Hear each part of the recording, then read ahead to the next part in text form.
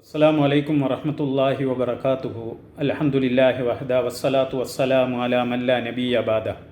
പ്രിയമുള്ള സഹോദരന്മാരെ, അള്ളാഹുവിൻ്റെ 99 നാമങ്ങളിൽ അസ്മാഉൽ ഹുസ്നയിൽപ്പെട്ട ഒരു നാമമാണ് അൽ അലീം എന്ന നാമം. മഹോന്നതൻ, മഹത്വമുള്ളവൻ, അല്ലെങ്കിൽ ഏറ്റവും വലിയവൻ എന്നൊക്കെയാണ് ഈ നാമത്തിൻ്റെ അർത്ഥം.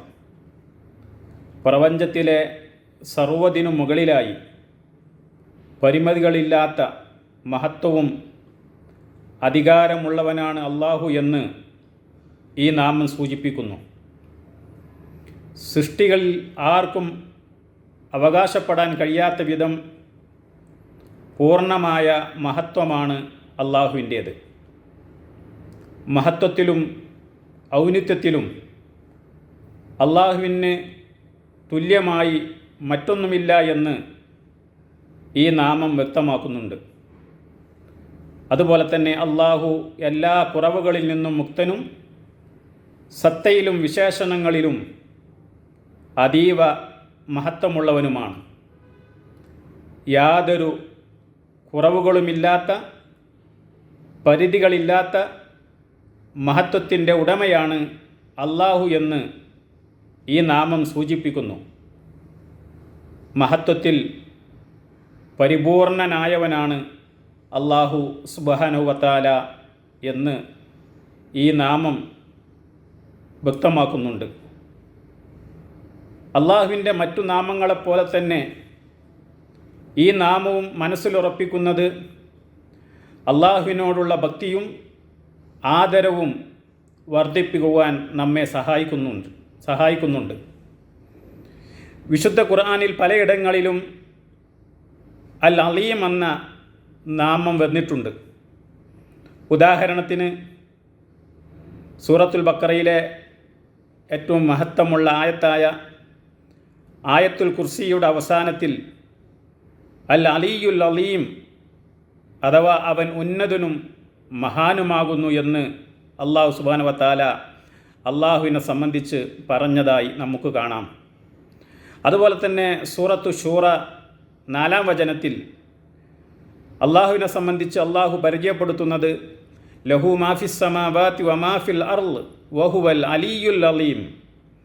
അവനാകുന്നു ആകാശങ്ങളിലുള്ളതും ഭൂമിയിലുള്ളതും, അവനാകുന്നു ഉന്നതനും മഹാനുമായുള്ളവൻ.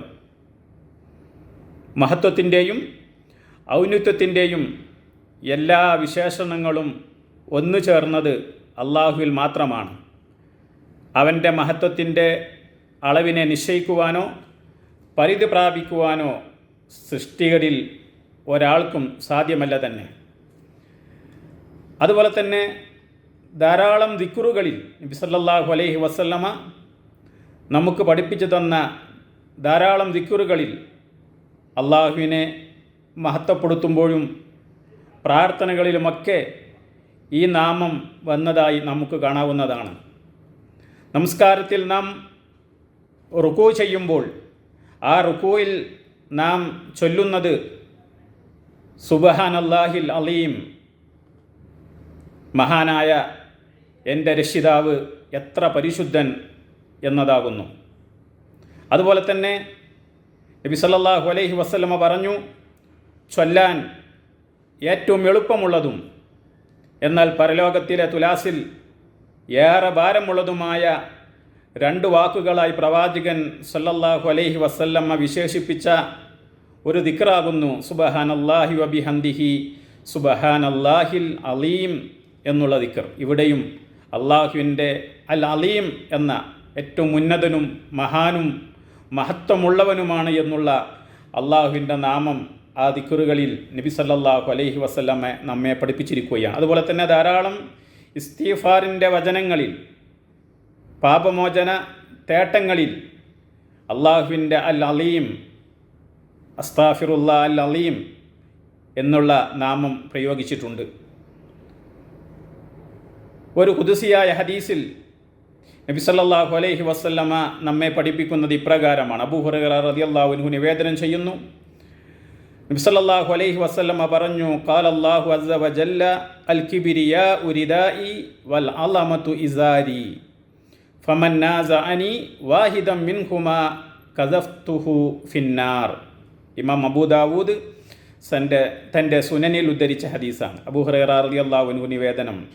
നബി സല്ലല്ലാഹു അലൈഹി വസല്ലമ പറയുകയാണ്, അല്ലാഹു സുബ്ഹാനഹു വ തആല പറഞ്ഞിരിക്കുന്നു, വലിപ്പം നടിക്കൽ എൻ്റെ മേൽവസ്ത്രവും മഹത്വം എൻ്റെ അരയുടുപ്പുമാണ്. ഇവയിലേതെങ്കിലും ഒന്നിൽ എന്നോട് ആരെങ്കിലും എതിരിട്ടാൽ ഞാൻ അവനെ നരകത്തിലേക്കെത്തിക്കും എന്ന് ഈ ഹദീസിൽ അള്ളാഹു പറഞ്ഞതായി നബി കരീം സല്ലല്ലാഹു അലൈഹി വസല്ലമ നമ്മെ പഠിപ്പിക്കുന്നു.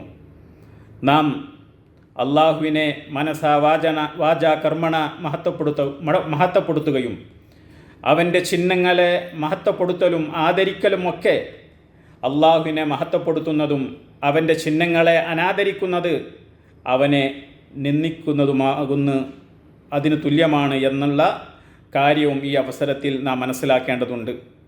അള്ളാഹു സുബ്ഹാനഹു വ തആല പറയുന്നു, ദാലിക വമൻ യുഅല്ലിം ശആഇറല്ലാഹ്.